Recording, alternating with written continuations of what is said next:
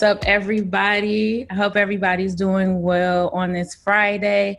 Excited to be a part of Detroit Startup Week 2020. I'm completely honored to continue to learn and grow from other business owners and entrepreneurs who are continue to share their gems and continue to thrive here within the city and all throughout.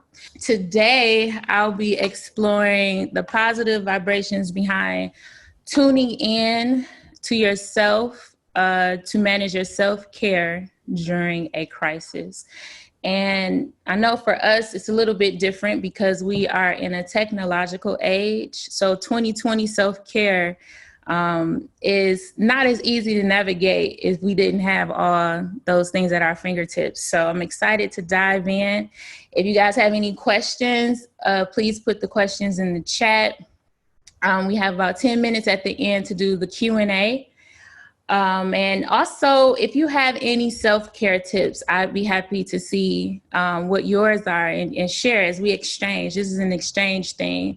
There's no right or wrong way, really. You just kind of find your way through your own unique tapestry. So go ahead and share any self-care tips, and we'll go ahead and kick it off here. So I'm going to share my screen.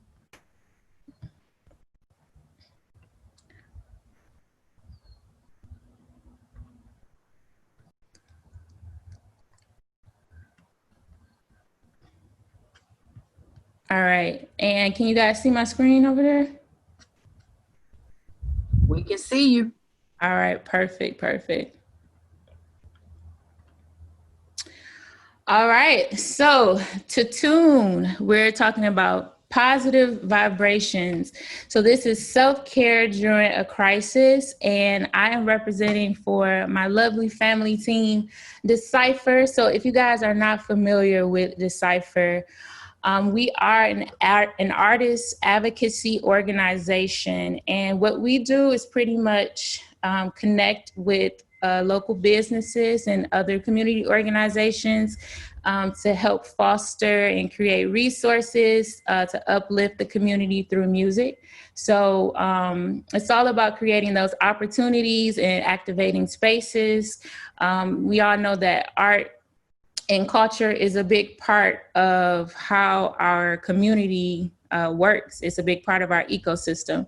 So that's what we're dedicated to doing. And you can visit us at decipher.org. And I'll post some links in here as well.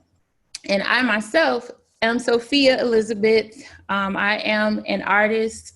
I am a business owner, and I am an entrepreneur as well. So being a business owner, I have my own wellness elixirs that I sell that are ginger-based through Afro Moone Wellness, as well as Afro Moone being the parent company. And that's how I'm able to provide content strategy or event curation, or if you just need some type of vibration curation, that's what I'm here to do. So I do have some experience in the healthcare field. I took care of residents as a supervisor at a traumatic brain injury center. And from there, for 6 years, I really learned a lot about capacity, consideration. I learned a lot about just how to have body and mind awareness. Because a lot of my residents, they had their own programs. So we got a chance to interact with them and learn how they feel and see how they interact to these programs that we will help implement for daily functions. So that's just a little bit about myself. So I want to go ahead and start here and start with to tune. So to tune is to adjust or adapt to a particular purpose or situation. So this is something we have to do often as artists or entrepreneurs, and many other roles that we have in our lives. Excuse me. So some of the common questions and concerns that you might ask yourself while we're going through any type of crisis is, how do I remain successful in a still or chaotic state? How can I use my artistic skill to help others? What is the new normal? Am I the same artist? What is my purpose? How do I process a crisis as an artist?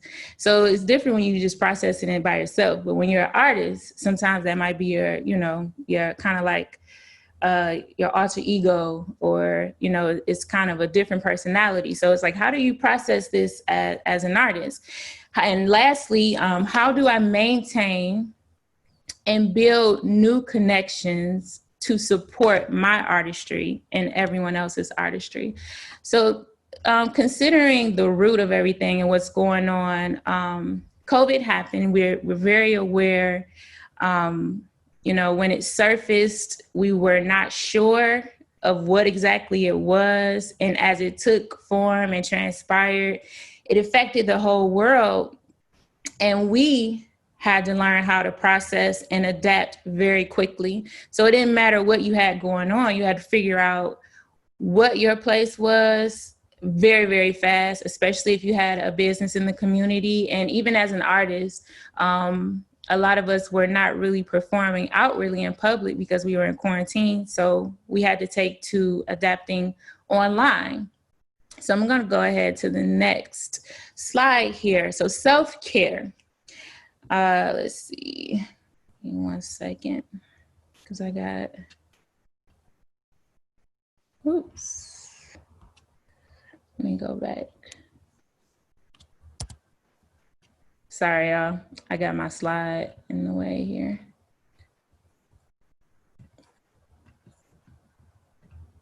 All right. So with self-care, the most important component of self-care is tuning into your conscience. So tuning inwardly.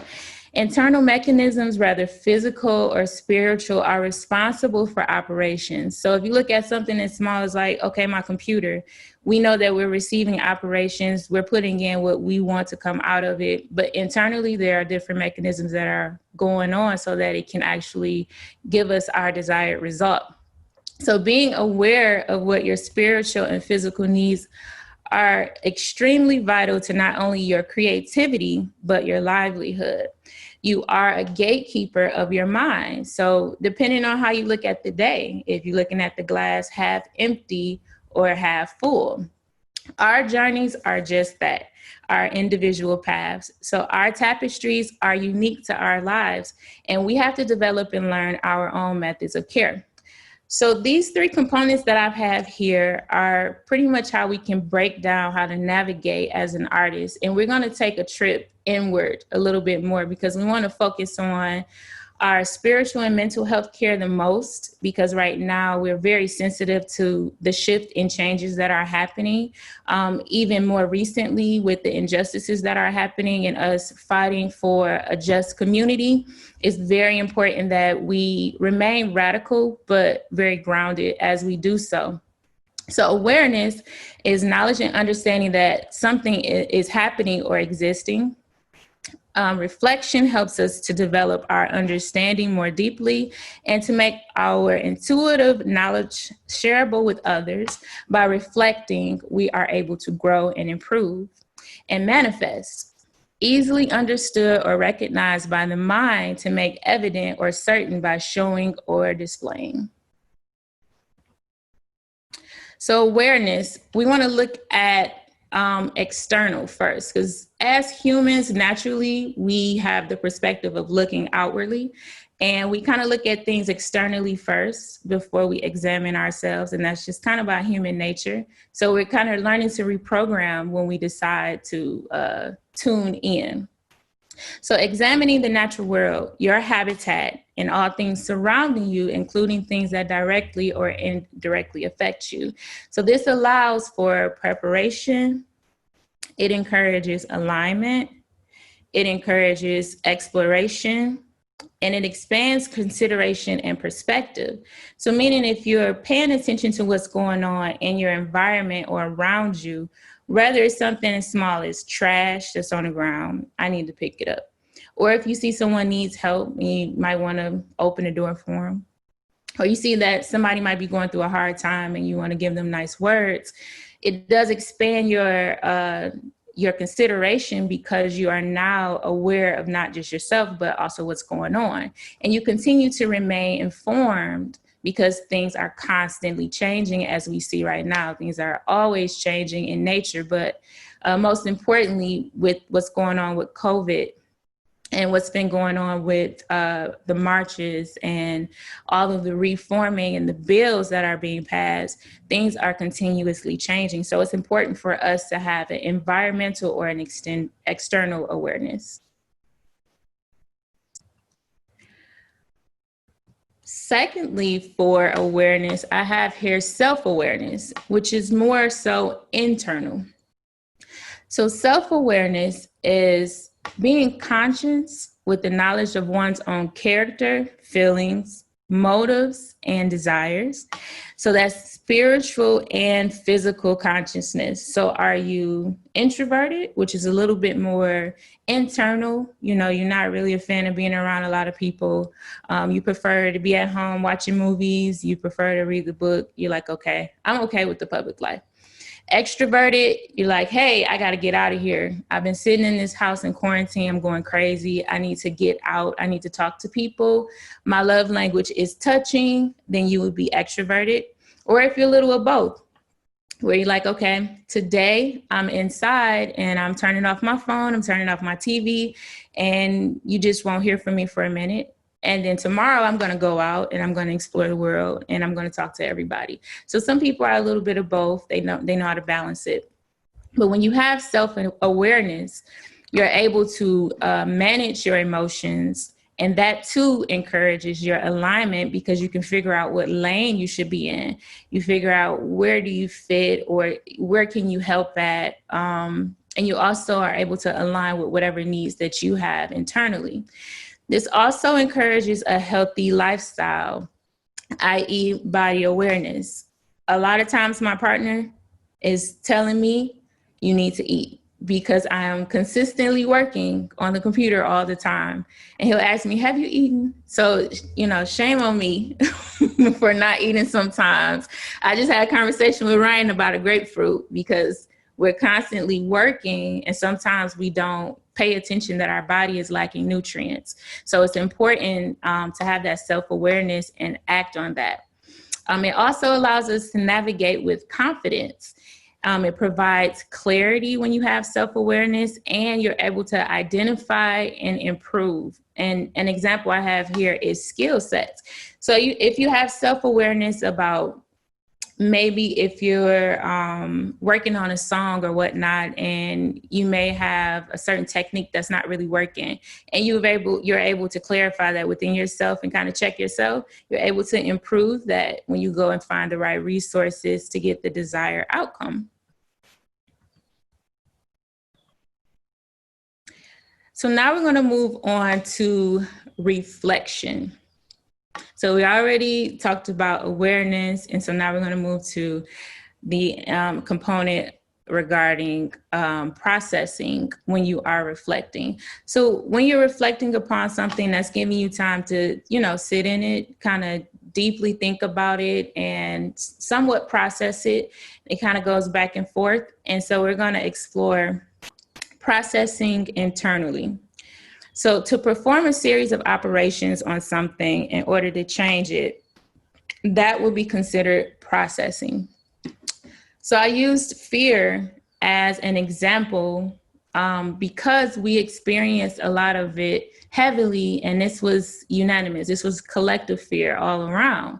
So during a crisis, fear is an emotion we rather not feel. This is one of the most difficult emotions to cope with. So naturally, we feel most comfortable when fear is collective, and we know that we're not alone feeling this way. And the best way to kind of get over those things is to embrace it so that you can actually process those events. So how are you able to process events? How does that help with fear?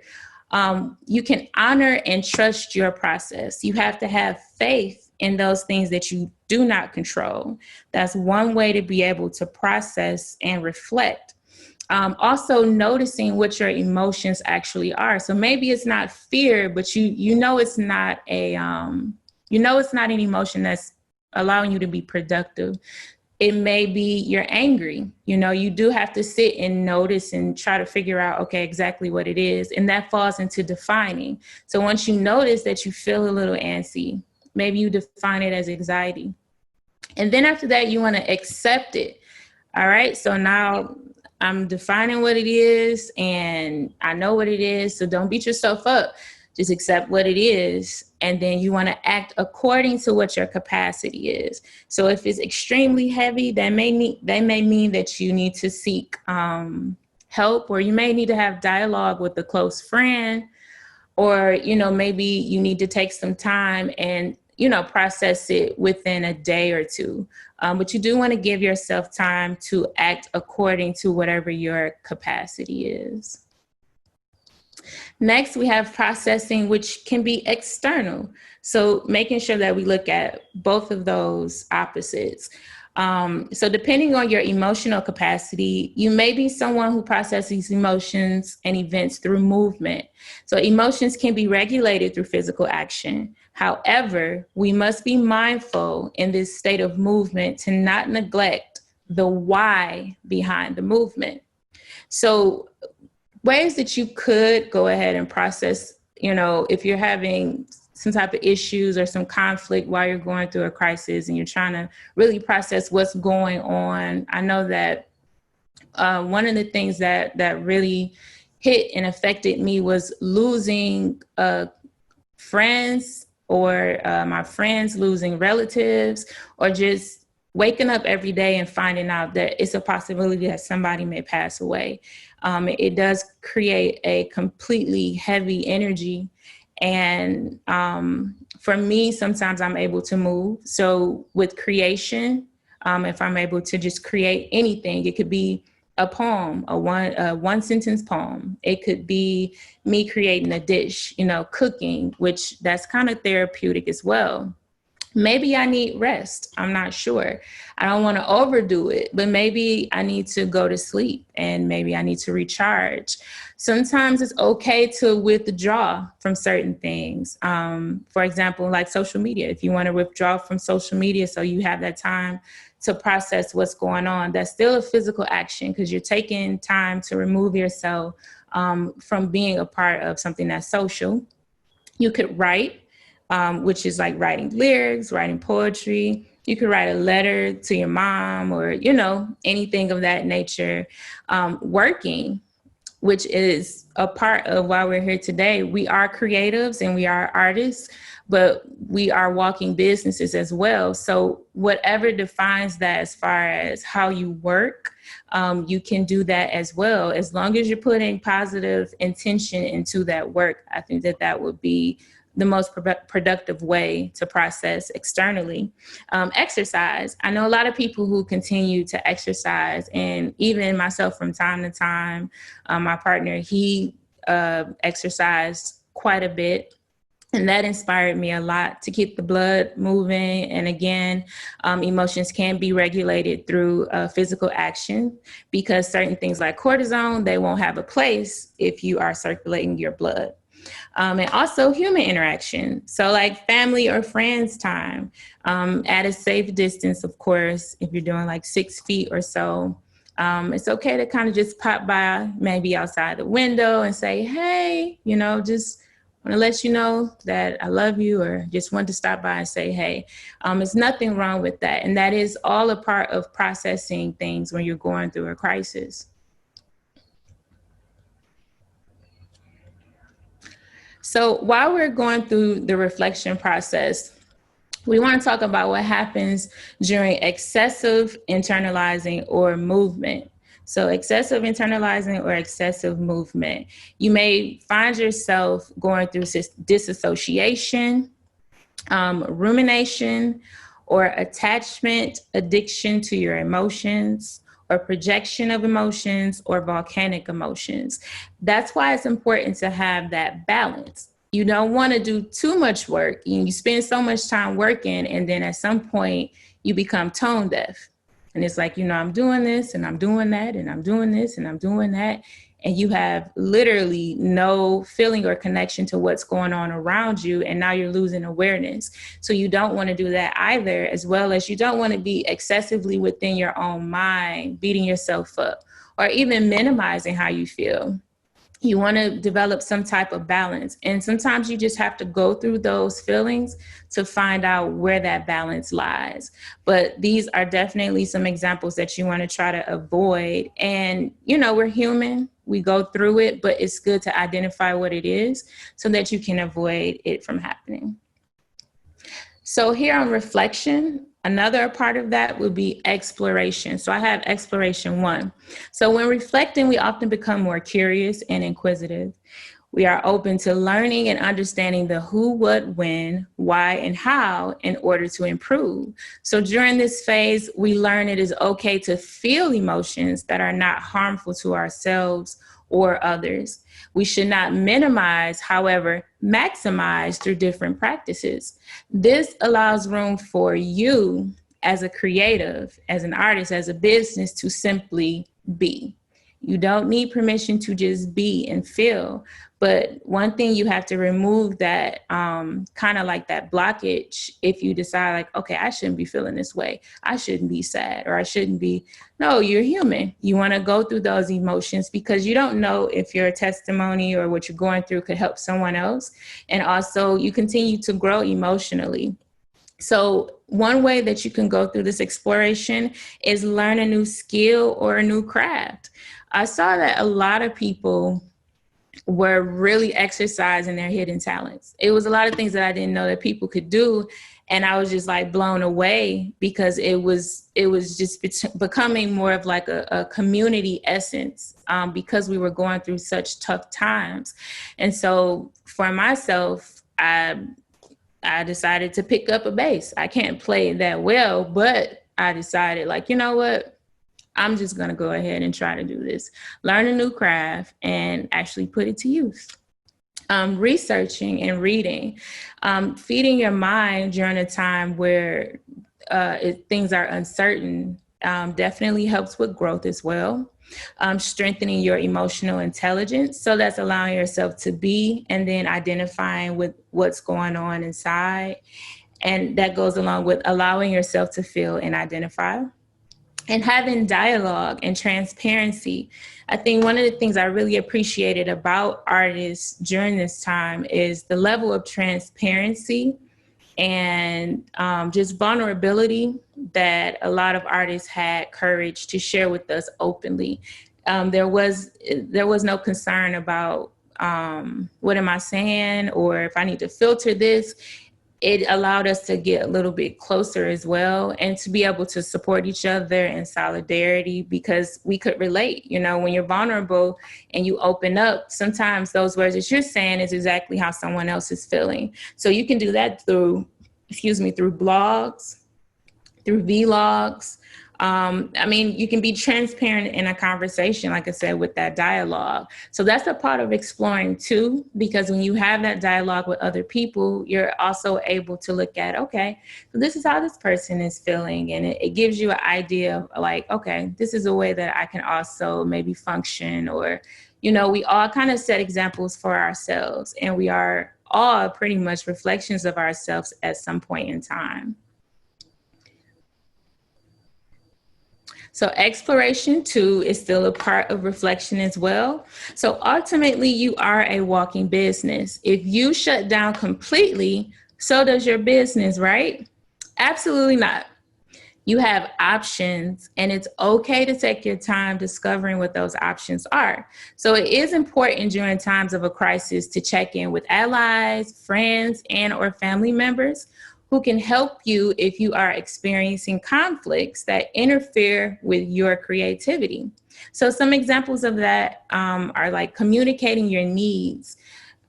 I've seen a lot of people go online and say, hey, my porch is broke down. I really need some help. And I bet you didn't know that so-and-so was a cementer or a carpenter or whatever. You end up finding out that you have access to so many resources because you can take advantage of the technology these days. You can locate grants and funding opportunities. There have been several initiatives and efforts to make sure that we continue to solidify and secure, the artist's future and the artist community, whether it's talking to state or local representatives. There's always an effort to continue to keep us together. So Locating those opportunities are ways that you can explore and reflect on how you're feeling during a crisis. You also want to be open to these resources. So that means buying learning materials. It's a part of kind of learning a new skill or a craft, or either just, opening up your mind to understanding how things work. Understanding what district you stay in if you didn't know, or understanding how a map works, just learning some basic survival things, which is pretty cool. You want to seek assistance accordingly. So, if you have an issue that's going on and you're not clear about what the issue is, you probably will not have a solution to it. So you do want to seek assistance according to what you're experiencing and use that confidence that you've been working and building on to resolve whatever issue you're having that's affecting your creativity as an artist. You want to develop a business plan. If you don't already have a business plan, the reason why you want to develop one is because a crisis is the prime example as to why you need to have one in the first place. Things are not always going to run as smoothly. Things are not always going to stay the same, but having a backup plan allows you to refrain from going into what's considered survival mode or complete hustler mode. Whereas if you have a business plan where you have a backup plan in case something happens, you're able to access those resources to salvage anything that may be headed to, I guess you going into the negative, or you're not able to play any instruments, but you realize that you can use an online source in order to stream. So developing a business plan allows you to access different options and resources to continue being the best artist you can be. You want to remain flexible in what you have to offer as well. So if you are a piano player like myself, I know that I can't go play keys in somebody's establishment right now. I know that that's not an option. But I do know that I have access to a courtyard. And if I wanted to, I could take my piano to a courtyard out back and ask people to socially distance. Also, if I'm not comfortable with that, then I can just go online and I can jam virtually with people. It's a couple of ways that you can go around that. And if it's not keys that I want to do or anything like that, maybe I can explore production, or maybe I can explore, poetry. I mean, us being creatives, we're not limited to what we can do because we have learned how to tap inwardly to manifest those gifts that we've been given. So there's no limit to what your creativity is. You just have to be open and flexible to what you want to offer. And again, just don't limit yourself right here at the end. So lastly, here on reflection, I want to talk about frequencies. And I'm pretty sure everybody's heard, we talk about positive vibrations and, that's not on my frequency, or just frequency in terms of sound and waves and hertz. So our bodies, they vibrate and maintain their own frequencies. And during a crisis, we are extremely sensitive to one another's energy, whether it's a high or low vibrations. So food that you eat may affect your mood, like processed foods that are known to eventually take a toll on mental clarity. Lack of interaction with nature and other humans can as well take a toll on your vibration. So it is vital to balance daily consumptions. Maintaining wellness includes healthy food, social and a social media diet. So I have some examples here. I mentioned earlier that I make wellness elixirs, which are ginger-based. And ginger is a natural blood circulator. It is a mood booster as well. It helps with digestion and many other things from ancient times. Also, you can record and develop your own wellness guide. So while you're figuring out your own awareness, while you're developing that external and internal connection, record those things and start to develop your own wellness guide. Because again, you are your own gatekeeper when it comes to your own health. You want to limit time on social media so that you have time to decompress. I know at this time it's kind of a toss up because our devices, that's where we get all of our information from. Some people still watch TV for the news, but a lot of things are still streamed. So if you're not getting your news there, you might just be posting a picture, or you might be responding to somebody. You know, it's a form of communication as well. But because it's so freely accessible, we have to be in control of how often we allow it to consume our time, and not only our time, but our minds. Listen to music at 432 hertz. It has been said that this is one of the most proper keys and the most proper frequencies to listen to something that can uplift you. It has more of a happier tone, and it's frequencies that you can't exactly hear or identify with. That's that invisibleness that affects us, that has to do with like vibrations. Also, you can spend time in nature, barefoot if possible, because for a time, in ancient times, our ancestors, they were hunters, they went out and they were getting all that friction down on the ground. And that's a connection here to the earth. But we wear shoes all the time, or we live in apartments or homes that are built over, the land. So we're not able to really connect as much. So if you're able to go outside, and even if it's outside on your lawn or someone's backyard, it's important to do that as well. Try out yoga or cardio exercises. You don't have to do it every single day. You don't have to be like a yoga head, but a good stretch or a good blood circulating exercise is definitely healthy. It'll allow you to flush out anything in your body that's physically causing you ailments, but it'll also help with mental clarity. Exercise is known to increase your cognitive functions as well. And try meditating 1 to 2 times a day. I'm not going to lie. Meditation is, it's not something you can just sit down and be like, okay, I'm just meditating now. It is a process, because your mind is always being consumed by the things that you're trying to accomplish. So while you're doing something, you're thinking about the next thing, or you're thinking about tomorrow, and then somebody's texting you, and then your mom is calling. And so you have all these things that are going on, all these stimuli that are happening. And to learn how to quiet your mind, that is a practice and an art that takes time. And it's important for us to learn that, because that is a part of becoming more aware. And that is a part of how we're able to fully and really, really readily, availably just connect and reflect on everything that's going on. All right. So lastly here, we've reached manifest. So with manifesting, we're going to talk about defining your artistry and knowing what your crafts are. So implementation of your reflections is a huge part of defining your artistry. This depends on your perspective and desired outcome. Now, at this point, you've gained an understanding of your needs, and you may be redefining or refining your craft. It's time to put those attributes and skill sets you've honed to use. So how do you do that? How do you manifest at this point? This is pretty much the last of it. You want to execute your business plan. You want to revisit your goals that you may have had before you may have felt like there was a pause of some sort. You want to establish your annual goals, your monthly and your daily goals, and you want to implement within your capacity. So don't forget that this theme that we have that's kind of going on, I feel like it's a spiritual theme. It has to do with capacity.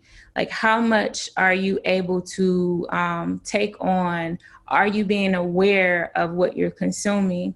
Are you being aware of how you're interacting with other people? Are you being considerate of their capacity? You really want to implement within your capacity, because you don't want to take on some things that you can't really handle, because that may push you back a little bit more. You want to continue to expand your wellness guide. And remember, don't quit, just pause instead.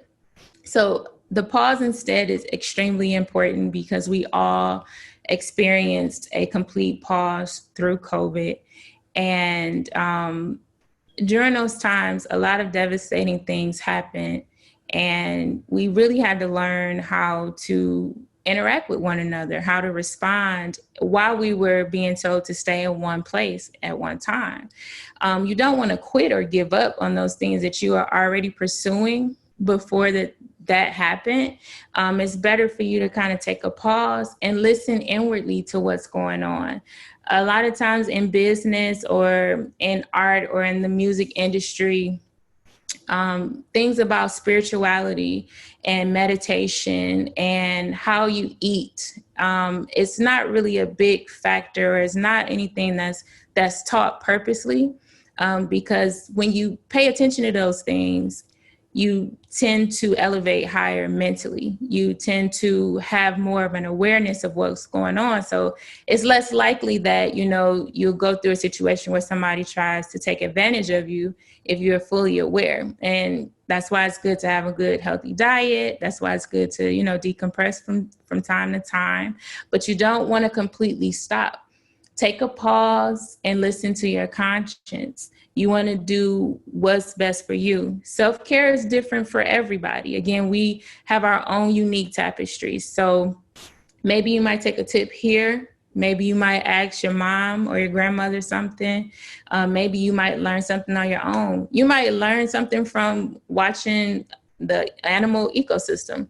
You just never know what it is, but you don't want to turn off that internal voice inside of you. You want to listen to that and follow your conscience and your guide as you continue to move.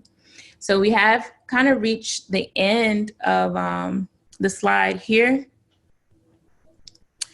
And what I want to do is actually bring on two artists, one of which is my boyfriend, who has created some meditative sounds. And he is a blues, funk, hip hop guitarist. This might be Trey Priest at the core, but there's always more.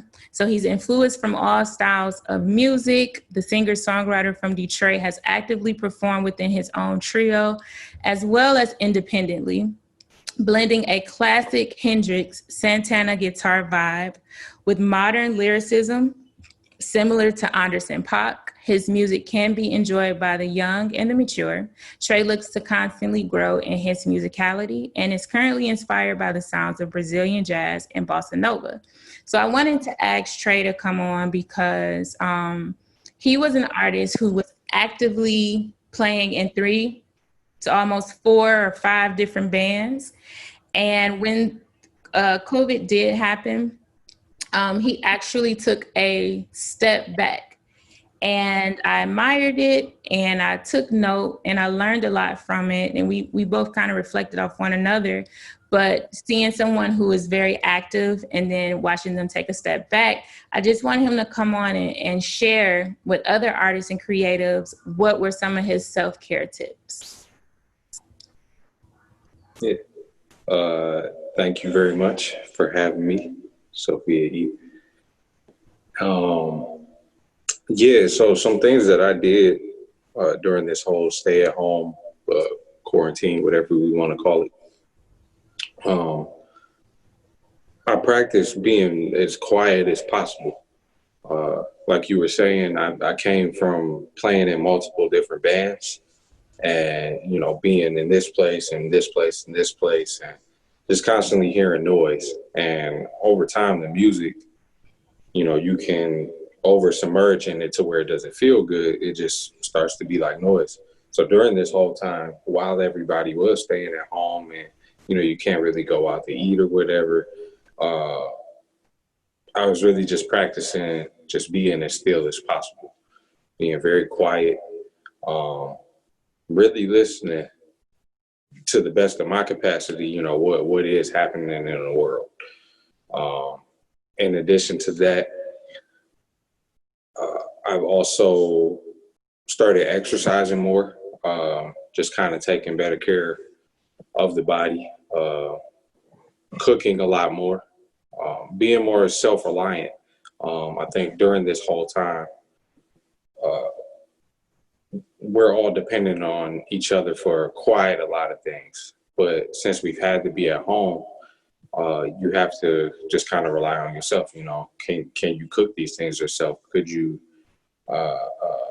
attain anything, you know, without having to reach out, you know, for somebody else? But that was the biggest thing, and more so now, being out in nature, like you said earlier, really being outside, trying to get out there barefoot if you can, so you can charge up. And because, you know, we live in Michigan, so it's like we can't enjoy too much nature before it gets unbearable outside. So I've just been trying to take advantage of just being as natural as I humanly can be. All right. Thank you so much, Trey Priest, for sharing that. And if you guys want to find any of his information, you literally can type in Trey Priest on Instagram, Facebook, SoundCloud, Bandcamp, and you'll have his information. I'll also put some links in here again so that you can follow him. And now we want to go ahead and move on to, I call them my spiritual brothers and sisters. Literally just ended an interview with them on Tuesday. I think it was on Tuesday. So they're here with me. And thank you for volunteering your time and taking time out of your day to be present and always uplifting and giving us love. So Lufuki and Tazeen, composer and guitarist, Luki and singer, songwriter and guitarist Tazeen are a duo that felt the need to connect hearts through sound in order to promote solidarity, freedom, and social action. Together, they formed a Detroit Afro jazz collective, Divine Providence, which released its first album, Inner Horizons, in May 2018. The two also have an album together entitled Love and Light, as well as two other acoustic bands, an Indian jazz fusion band and an Arabic jazz fusion band. Lou and Tazeen live in a regularly play live shows in Detroit at various venues, intimate concerts, and festivals. Check them out at Facebook at Lufuki and Divine Providence, and Instagram at lufuki.divineprovidence, and YouTube at Lufuki. So I wanted them to come on because they are continuously working within the community. They're a part of several organizations and are always continuing to feed and give the community as much light as possible through positive intention. And with Tazeen, she is a professor. She teaches Arabic. And so, you know, being able to speak with them about their day-to-day, you know, just lives during COVID, I was just admiring so much how they were able to continue to move on while they were working, and as well as live streaming, and still able to tap in and create music. And as much as it took to explore whatever, you know, feeling or uplifting, you know, spiritual horizon that was, they were still exploring that. And so I wanted to have them on as well, to have a contrast of artists who were able to continue to, you know, move through the crisis and offer their love to the community. So I want to invite Lufuki and Tazeen on.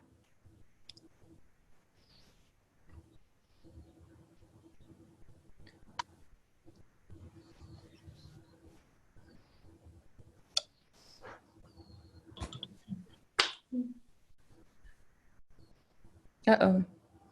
Hello? We're here. We're here. We can't see the video there. Oh, okay. Gotcha. Did we start? Yeah. Okay, sure. So thank you so much for having us, Sophia. That was like such a rejuvenating presentation of all these different elements that you brought together. So I want the notes. I know, we definitely want the notes. We definitely appreciate that.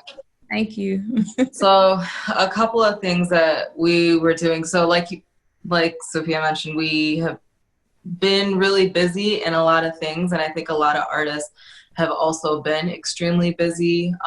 With us, it was like, you know, with work and organizational work and community work that we're doing. a lot of the times our schedule is really based on our calendar. Like everything is in the calendar, everything is booked out to the T.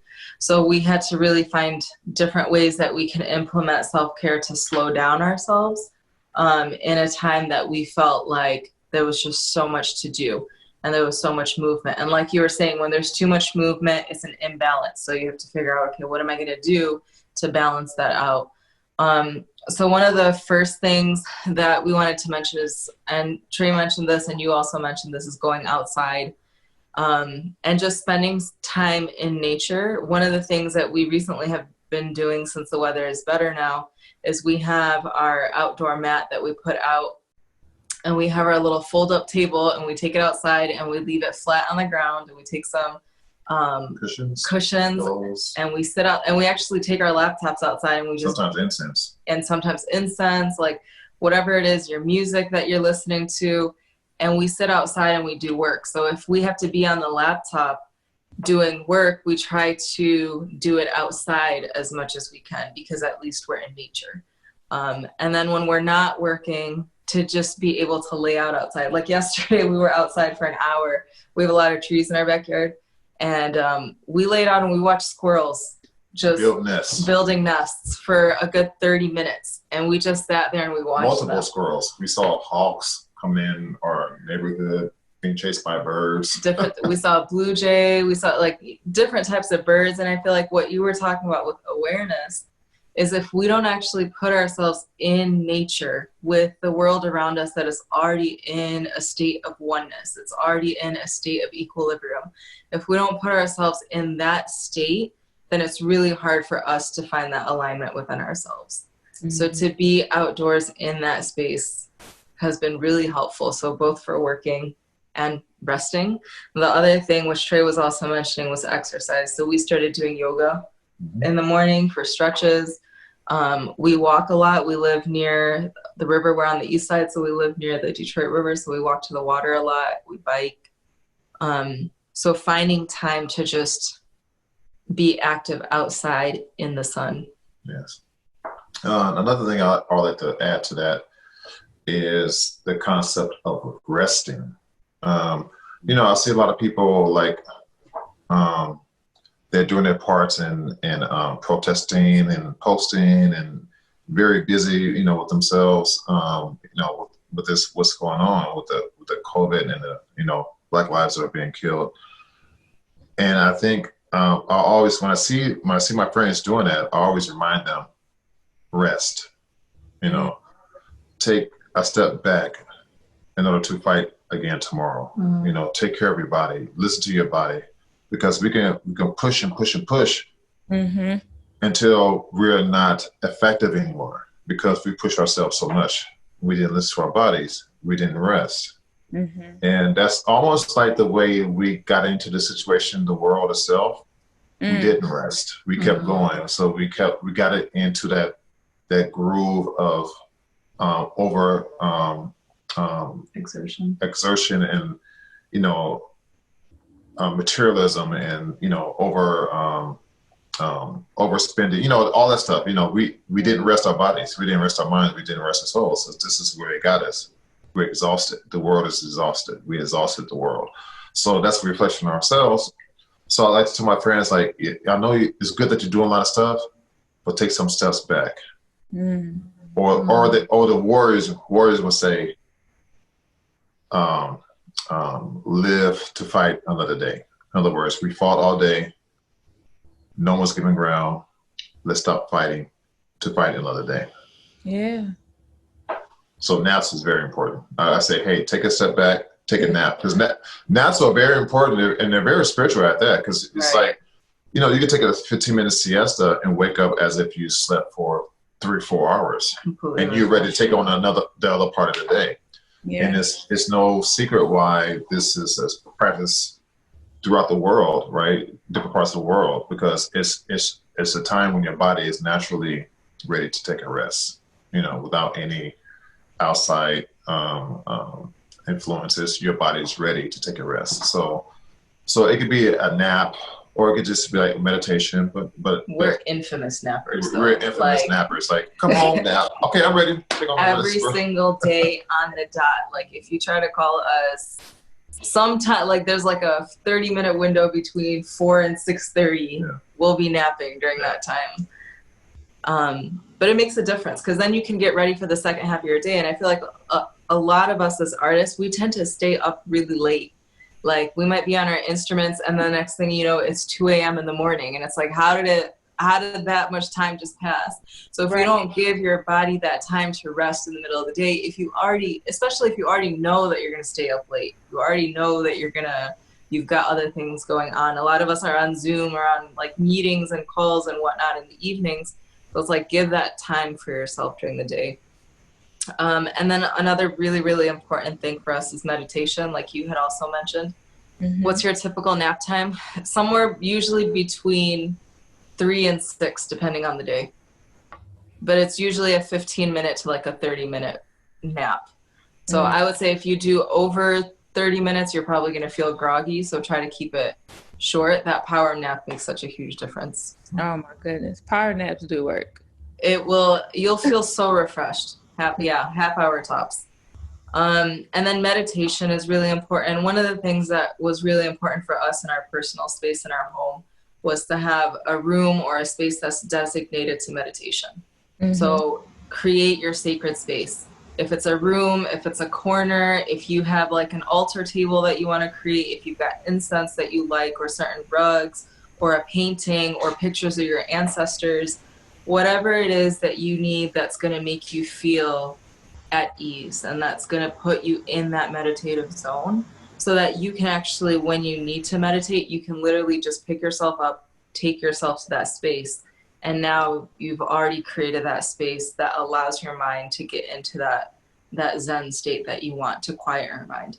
It can get really hard when you've got like a lot of stuff around you, or you have your desk with, around you, or even in your music room, there's stuff all over, right? So if you can have a clean space that's just purely designated to meditation, that really helps. Mm-hmm. And then one last thing. Another common thread we all have in common is creating music. So in these times of lockdown and things like that, and reflection and what's happening to Black bodies, we can't help but to be affected by it, right? So that kind of like not forces us, but make us realize to be more intentional in what we put out. Mm-hmm. Especially like if we have a Instagram page, right? You don't want to put out something that's that shows that you're tone deaf to the situation that's going on. Mm-hmm. You want to be more expressive of what's going on, not only with the world but with yourself. Right. Be more intentional, and what you express, and be more. Now we being more careful in what we put out, right? Mm-hmm. I know. Sonia and Trey, you guys are always very careful of your content. I'm referring to people who like their content is mostly just party stuff. Now they're forced to be more reflective and intentional on what's going on, because you don't want to sound tone deaf of what's going on. Right. So just don't post like stuff that doesn't really matter, inconsequential stuff. Stuff that matters is more important, and what's happening today. And I think with the music creation, a lot of times, one thing that quarantine did that was good is that it slowed us down, because you're not gigging all the time. So that means you're not rehearsing all the time. So that means you actually get time to create new compositions and to explore new instruments and spend time with your instrument. And I think a lot of times we live in a society that's so production based. So it's like your worth and your value is based on how much you produce and how much content you put out. But I think it's important to step back and create, not with the intention of producing and posting, but with the intention of exploring. So what you were talking about with exploration, I think that's key. Mm-hmm. So yeah, those were just, a few things that have helped us. And I look forward to see what people have been dropping in the chat. I know, me too. I'm excited. We could, all 3 of us, 4 of us, we could have a whole nother session to talk about. Right. Dive right on in, right? Part two, what they call it? Yeah. After or whatever. Yeah. Like we talk to them all the time, like this is brother and sister. So I'm just super grateful that you guys were present today to share those very helpful tips, and Trey as well. I do appreciate that, and I appreciate everyone that is here. So we're going to open up the floor for questions, and I'm just going to move to this last part of the slide that has our website for decipher.org, and also my own website, sophiyah.com/soul, which right now in particular, with sophiyah.com/soul. So is actually an awareness movement that was inspired by community involvement and engagement. Most importantly, with the racial and social, economic inequities and injustices that have been flooding our community. It was with intention. I knew that, others felt the way that I did. So just coming together with local business owners and artists to not only this jam, and free ourselves, which is like a spiritual activation, but also have a resource page. And that is the link there that has information about legislators, who you need to vote for, information about incumbents, also petitions, and also local businesses, and from farmers markets to financial business tips. I mean, all those foundational building blocks that you need in order to grow and be more engaged with the community. Make sure you visit that website, and also visit us at decipher.com/collab to continue joining us in efforts for uplifting the community through music. So